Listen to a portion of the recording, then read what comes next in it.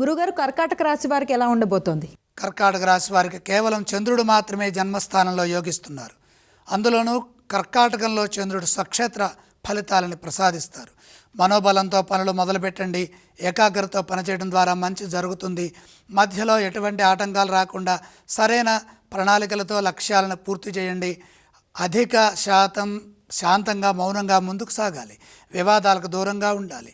మనం ఏది మాట్లాడినా అది అపార్థాలకు దారితీసే అవకాశం ఉంది కాబట్టి సున్నితంగా సంక్షిప్తంగా సంభాషించండి. కుటుంబ సభ్యుల సూచనలు పనిచేస్తాయి. ఇంట్లో వారితో తర్కించవద్దు.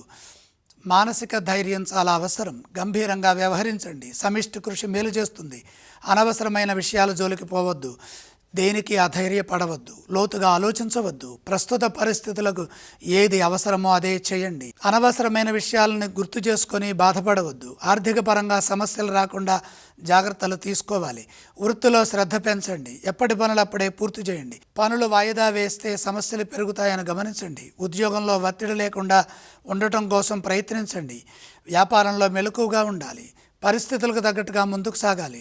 భవిష్యత్ అవసరాలను దృష్టిలో పెట్టుకుని బాధ్యతాయుతంగా నిర్ణయాలు తీసుకోండి. ఏ స్తోత్రాలను ఈ రాశి వారు పఠించాలి? కర్కాటక రాశి వారు నవగ్రహ స్తోత్రం చదువుకుంటే మేలు జరుగుతుంది. కర్కాటక రాశి వారు ఏ ఆలయాలను సందర్శిస్తే శుభ ఫలితాలు పొందుతారు? కర్కాటక రాశి వారు నవగ్రహాలని దర్శించాలి. ఈ రాశి వారు ఏవేవి దానం చేయాలంటారు? నవధాన్యం నవగ్రహ పాదాల దగ్గర ఉంచి 3 ప్రదక్షిణలు చేసి నమస్కారం చేసి ఇంటికి వెళ్ళి ఒక్కసారి స్నానం చేయండి.